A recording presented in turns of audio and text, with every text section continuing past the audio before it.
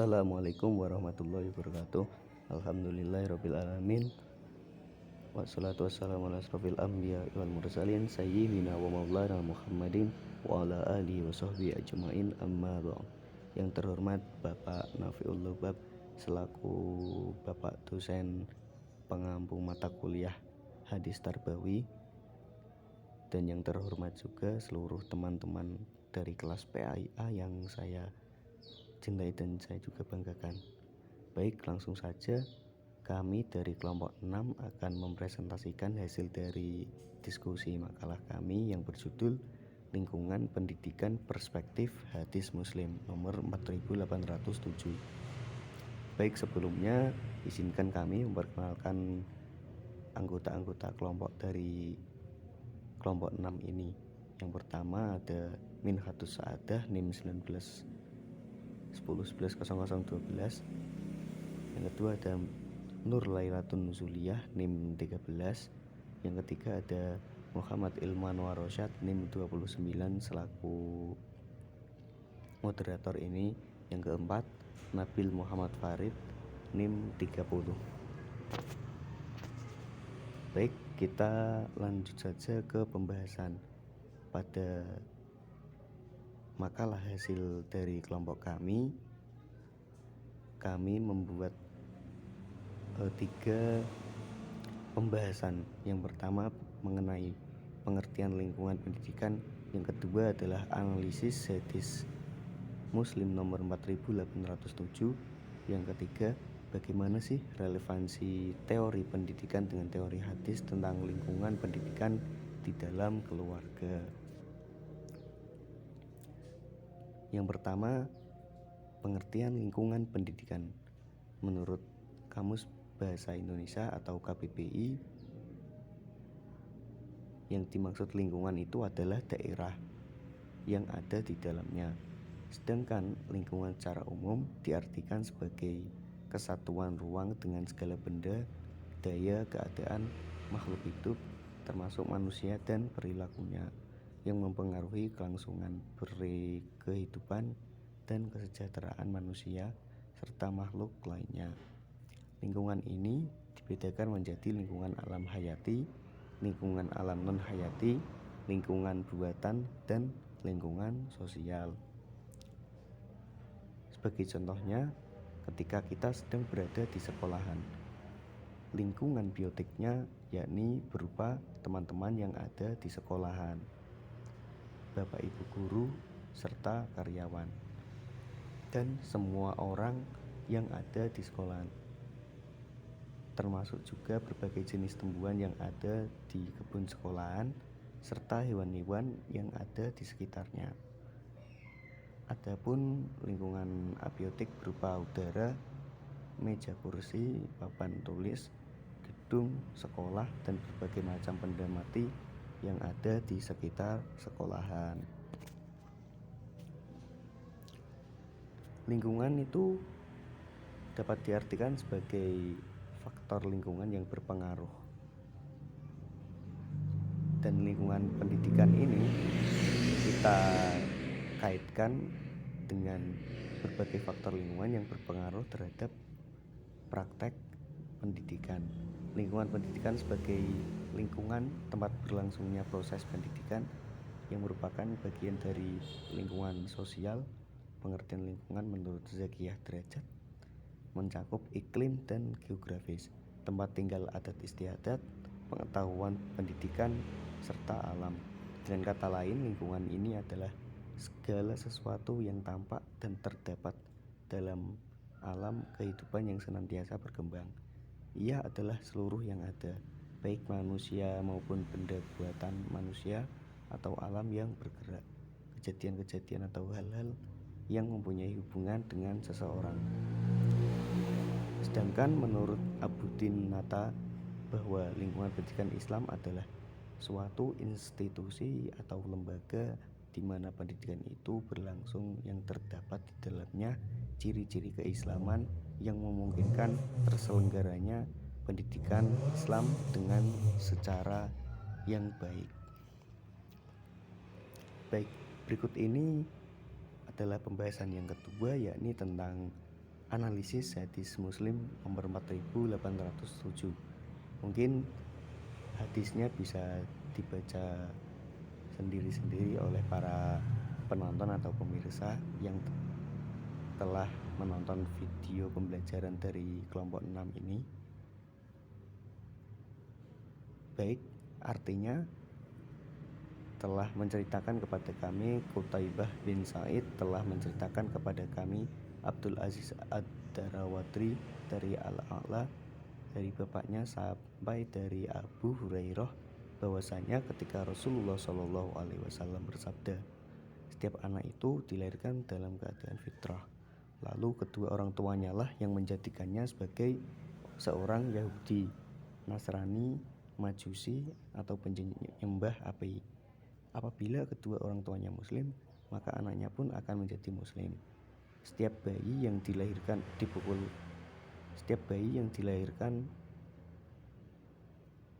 oleh orang tuanya Muslim, maka anaknya pun akan menjadi Muslim. Dan setiap bayi yang akan dilahirkan dipukul oleh setan pada kedua pinggangnya, kecuali Maryam dan anaknya Isa. Hadis riwayat Muslim nomor 4807. Selanjutnya mufrodat. Ada 8 mufrodat, mungkin bisa dibaca atau bisa dipahami atau bisa dilihat secara virtual ini mengenai mufrodat hadis yang telah kami analisa tadi. Dan selanjutnya kami akan menjelaskan tentang syarah hadis Muslim nomor 4807. Pada hadis yang telah kami analisa tadi menjelaskan tentang status fitrah setiap anak, bahwa statusnya itu ketika lahir bersih, suci, Islam, baik anak seorang muslim ataupun seorang non-muslim. Kemudian orang tuanya lah yang memelihara dan memperkuat keislaman atau bahkan mengubah menjadi tidak muslim, seperti Yahudi, Nasrani, dan Majusi. Setelah itu ada asbabul wurud hadis Muslim nomor 4807. Adapun asbabul wurud hadis di atas diriwayatkan dari Aswad. Aku mendatangi Rasulullah Shallallahu Alaihi Wasallam dan aku ikut perang bersamanya. Kami memperoleh kemenangan, namun pada hari itu orang-orang terus saling berbunuhan sehingga mereka pun membunuh anak-anak. Hal itu disampaikan kepada Rasulullah. Maka Rasulullah Shallallahu Alaihi Wasallam bersabda, keterlaluan, sampai hari ini mereka saling membunuh sehingga banyak anak yang terbunuh. Berkata kepada seorang laki-laki, ya Rasulullah SAW, mereka adalah anak-anak musyrik. Terus Rasulullah SAW bersabda, ketahuilah sesungguhnya penopang kamu adalah anak-anak yang musyrikin itu. Jangan membunuh keturunan. Setiap anak yang dilahirkan itu adalah dalam keadaan fitrah. Setelah itu relevansi hadis Muslim nomor 4807 dengan dalil Al-Quran adalah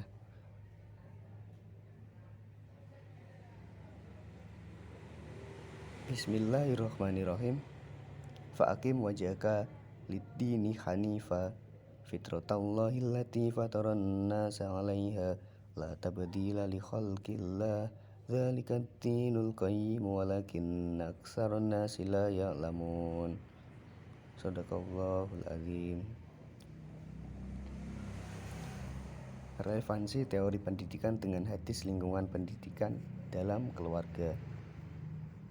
Teori pendidikan yang pertama adalah keluarga adalah tempat yang sangat-sangat ideal menyampaikan pendidikan budi pekerti. Di dalam keluarga, anak akan banyak belajar secara praktis melalui berlatih dan meniru budi pekerti orang yang ada di sekitarnya, terutama lebih-lebih meneladani kedua orang tuanya.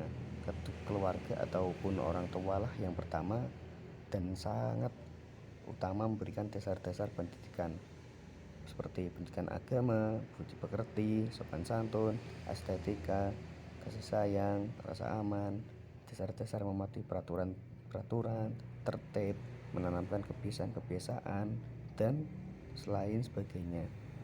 Pendidikan yang diselenggarakan oleh keluarga, anak akan memperoleh pengalaman pertama yang merupakan faktor penting di dalam perkembangan pribadi anak untuk selanjutnya.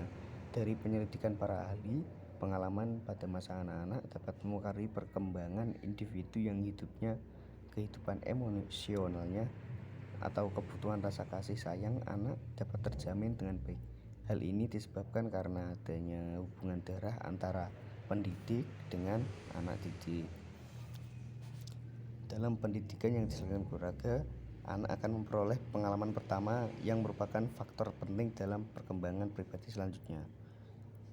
Menurut ahli, pengalaman pada masa anak-anak mempengaruhi perkembangan individu. Kemudian, kehidupan emosional atau kebutuhan rasa kasih sayang anak terjamin dengan baik. Karena itulah disebabkannya hubungan darah pendidik dengan anak didik itu sangat kental, karena orang tua hanya menghadapi sedikit anak didik, dan karena hubungan tadi atas rasa kasih sayang yang murni. Dari uraian tersebut, maka pendidikan keluarga itu sangat penting sekali.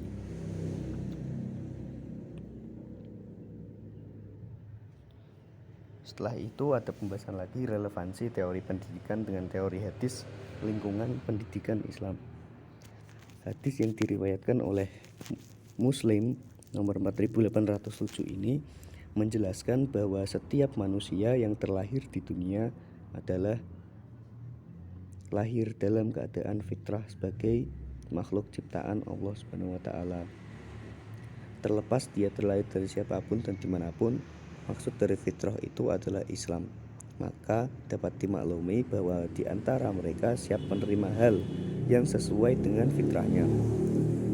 Apa artinya? Artinya adalah apabila Islam diperkenalkan sebagai ajaran pertama, maka ia lebih mendahulukan Islam dan memilih Islam untuk menjadi agamanya, yakni selama tidak ada hal yang menghalanginya, cukup hawa nafsu atau kefanatikan. Selanjutnya, lingkungan keluarga merupakan acuan dalam berperilaku anak, karena lingkungan keluarga adalah hal yang pertama sebagai subjek dalam keluarga dalam pemberian atau pembelajaran akhlak, akidah, agama, sosial, dan sopan santun, pembentukan kepribadian ataupun pembentukan karakter anak. Contohnya adalah misalnya anak yang lahir dari dua orang tuanya, anak itu kafir, lalu itu di lingkungan kafir, baik itu Yahudi, Majusi, atau kaum musyrikin, maka anak tersebut akan mengikuti orang tuanya. Tidak dilakukan lagi bahwa anak yang dilahirkan dalam Islam telah mendapatkan banyak sarana hidayah, kebahagiaan yang tidak didapatkan oleh anak lain yang dilahirkan dan dibesarkan oleh masyarakat kafir. Menurut Zakiyah Derajat, kebiasaan dan pengalaman yang tertanam sejak dini menjadi pembinaan moral anak. Karena itu pembiasaan hidup anak yang sesuai berdasar pada nilai moral diturunnya dari orang tua serta anak merasa mendapatkan contoh dan melakukan hal tersebut.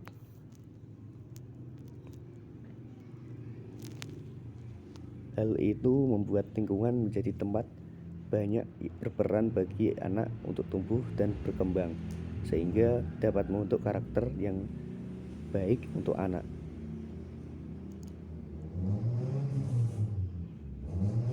Karena itu pendidikan pertama dari keluarga inilah akan menjadi pondasi penting dalam pembentukan karakter anak. Menurut Drijara, pendidikan secara prinsip adalah berlangsung dalam kehidupan keluarga. Pendidikan merupakan tanggung jawab orang tua, yaitu ayah dan ibu, yang merupakan figur sentral dalam pendidikan. Ayah dan ibu bertanggung jawab untuk membantu memanusiakan, membudayakan, menanamkan nilai-nilai terhadap anak-anaknya. Bimbingan dan bantuan ayah dan ibu tersebut akan berakhir apabila sang anak menjadi dewasa, menjadi manusia sempurna atau manusia purnawan. untuk tugas tanggung jawab orang tua yang sangat penuh dalam keluarga, sehingga perhatian dan bimbingan oleh mendidik anak menjadi dasar yang sangat penting agar memperoleh pergaulan pendidikan yang baik dan benar. Baik, mungkin itu dari presentasi dari kelompok kami, dan ini adalah kesimpulannya adalah keluarga tempat ideal penyampaian pendidikan budi pekerti, di mana lingkungan keluarga merupakan acuan anak dalam berperilaku. Hal ini dikarenakan lingkungan keluarga adalah hal pertama yang dilihat dan ditiru oleh mereka, di mana ayah, ibu, dan anggota keluarga lainnya sebagai subjek dalam pemberian pembelajaran akhlak, akidah, agama, sosial. Orang tua sangat memiliki tanggung jawab yang penuh dalam keluarga, sehingga perhatian dan bimbingan untuk mendidik anak menjadi dasar yang penting untuk memperoleh pergaulan di dalam pendidikan yang baik dan benar. Suasana keluarga yang mudah menyesuaikan diri dan harmonis akan menumbuhkan karakter yang kuat dan jiwa yang baik pada akhlak, serta kebiasaan yang pengalaman yang tertanam sejak dini memperoleh pembinaan tidak panikal. Mungkin itu saja dari kelompok kami.